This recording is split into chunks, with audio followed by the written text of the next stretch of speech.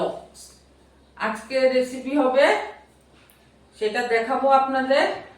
আর আপনারা কেমন আছেন বলবেন। আমি ভালোই আছি। এটা আমার তৃতীয় ব্লগ হবে। আজকের রেসিপি হলো পটল পোস্ত আর নোনা ইলিশ দিয়ে কচুরলতি বানাবো। এর জন্য কচুরলতি বানাতে হলে নোনা ইলিশ লাগবে, কাঁচা লঙ্কা, রসুন, পেঁয়াজ আর পটল নিয়েছি বড় সাইজের। তারপরে পেঁয়াজ, তেজপাতা, কাঁচা লঙ্কা, রসুন, টমেটো আর পোস্তর সাথে একটু সরিষা নিয়ে নিয়েছি, সাদা সরিষা। এখন আমি পটলগুলো কেটে নেব, আস্তা করে কেটে নেব, ছুলে একটু একটু ছুলবো, বেশি বেশি না। আর লতি তো কেটে রেখেছি, এগুলো আমি কেটে রেখেছি। আর পটলগুলো কেটে নেব। আর এখন আমি পটলগুলো কেটে নিই।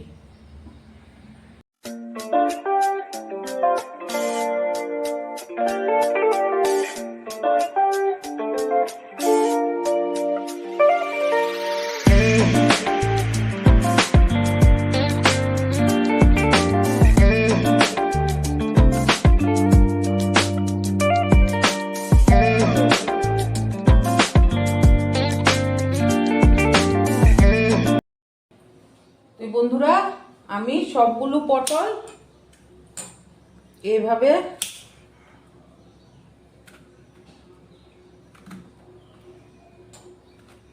কেটে নিয়েছি।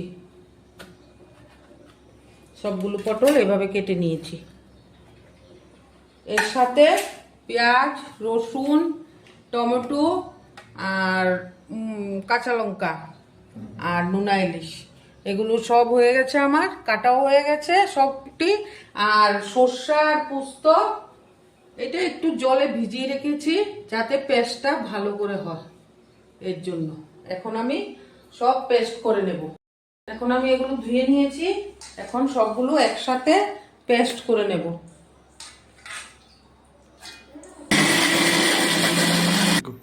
পেস্টটা করে নিয়েছি, এই দেখুন সব একসাথে পেস্ট করে নিয়েছি। এখন পটলগুলো ধোয়া হয়ে গেছে, এখন এই থালার ভিতরে রেখে দেব।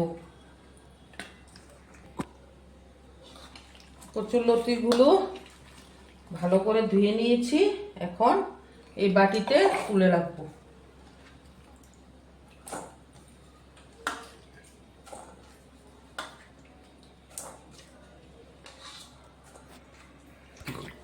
এখন নোনা ইলিশগুলো ধুয়ে নিলাম ভালো করে।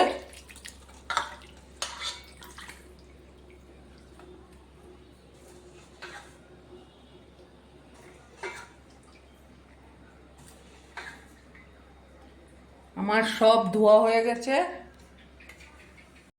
তেল ঢেলে দেব, একটু বেশি করেই দেব, পটলগুলো একটু ভালো করে ভাজতে হবে। তেলটা গরম হলে তারপর আমি পটলগুলোতে হলুদ, লবণ, হলুদ লবণ মেখে নেব। তেলটা গরম হওয়ার সাথে সাথে আমি পোস্ত আর সরিষা পেস্ট করে নেব।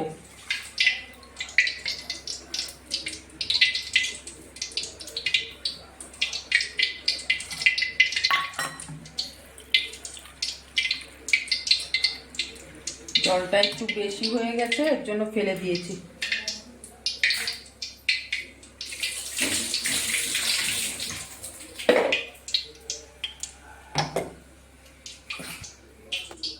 এখন সরষে আর পোস্ত পেস্ট করে নেব।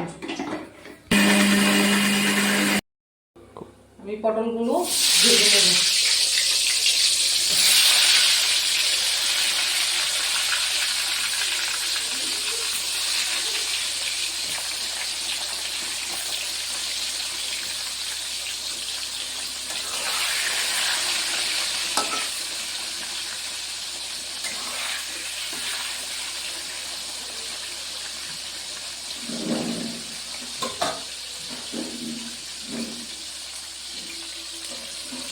একটু ঢেকে দেব। এখন আমার পোস্ত আর সরিষা পেস্ট হয়ে গেছে।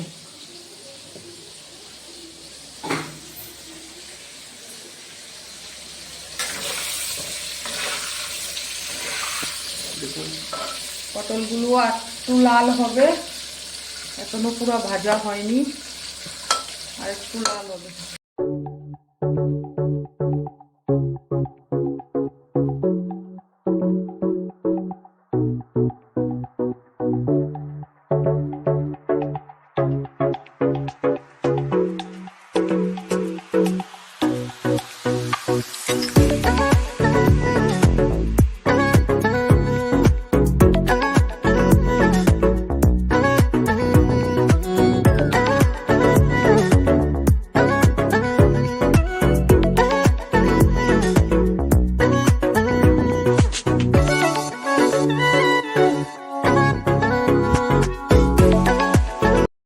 এখন আমি শুকনা মরিচ আর তেজপাতা দিয়ে দেব, একটু নেড়ে নিই। কালো জিরা দিয়ে দেব।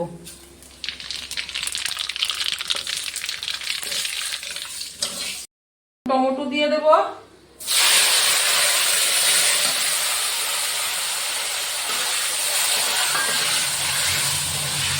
তাতে একটু লবণ দিয়ে দেব স্বাদ অনুসারে। লবণটা টমেটোটা সঙ্গে মিশে গেলে একটু টমেটোটা মজে আসবে, তারপর আমি হলুদ দিয়ে দেব, একটু পেস্টটা দিয়ে দেব এর সাথে। এখানে আমি জিরা ধনিয়া কিচ্ছু দেব না, এখানে হলুদ দিয়ে দেব,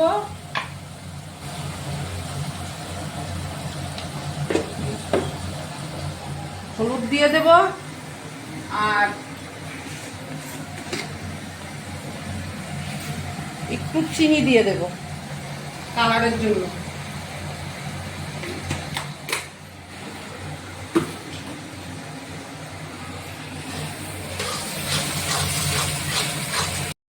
এখন দেখুন কালারটা কি সুন্দর হয়েছে আর তেল ছেড়ে দিয়েছে। এখন আমি পটলগুলো দিয়ে দেব।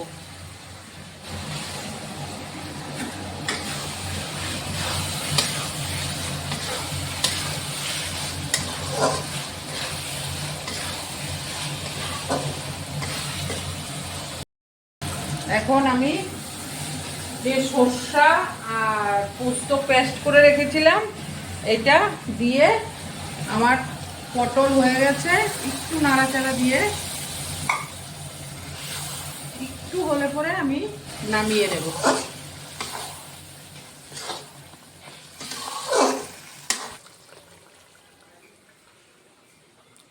এখন আমার পটলটা হয়ে গেছে, এখন এটা আমি নামিয়ে ফেলবো।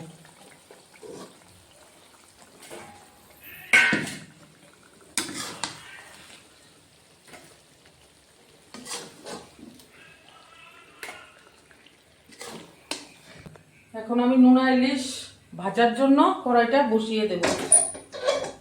এটা গরম হলে পরে নোনা ইলিশগুলো একটু ভেজে নেব।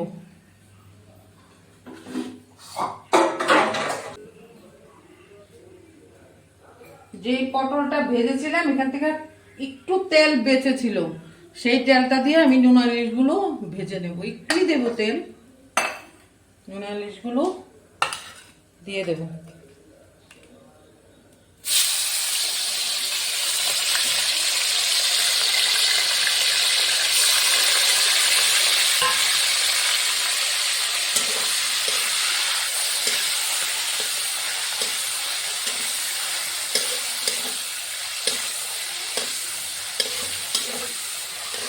বেশি ভাজবো না, অল্প করেই ভাজবো।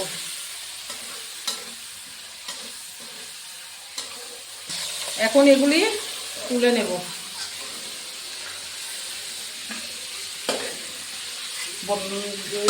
পেঁয়াজ পেস্ট দিয়ে দেবো, যে পেস্ট করে রেখেছিলাম এটা দিয়ে দেব।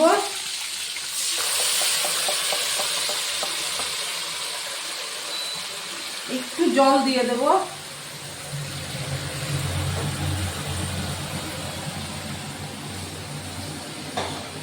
হলুদ দিয়ে দেব,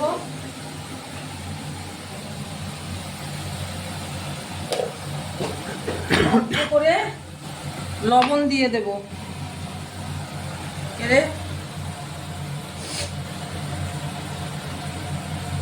কেন নোনা ইলিশে লবণ থাকে, তার জন্য অল্প করে দিয়ে দেব।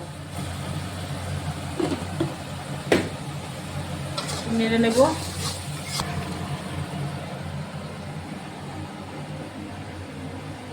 একটু লাল মরিচের গুঁড়া দিয়ে দেব।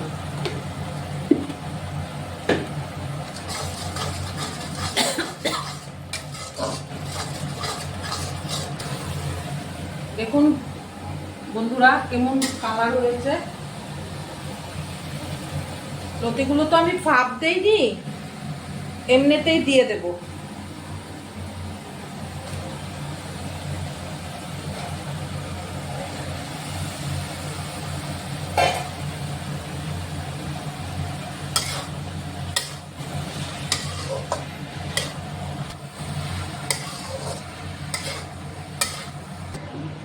দশ 15 মিনিটের জন্য আমি ঢেকে দিলাম। এখন আমি ঢাকনাটা উঠিয়ে দেখবো হয়েছে কিনা।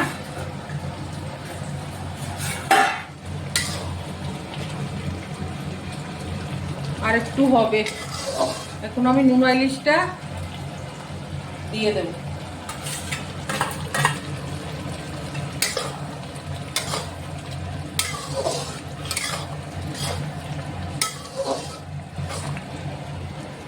আর একটু ঢেকে দেব।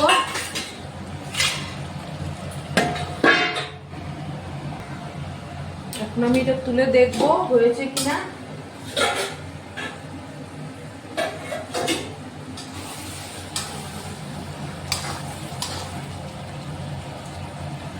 আমার প্রচুর লতি হয়ে গেছে।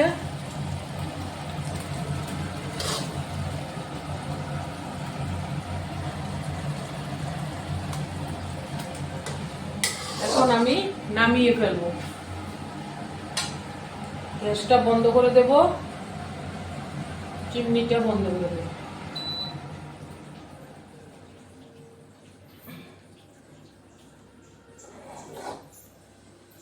এখন আমি নামিয়ে ফেলবো।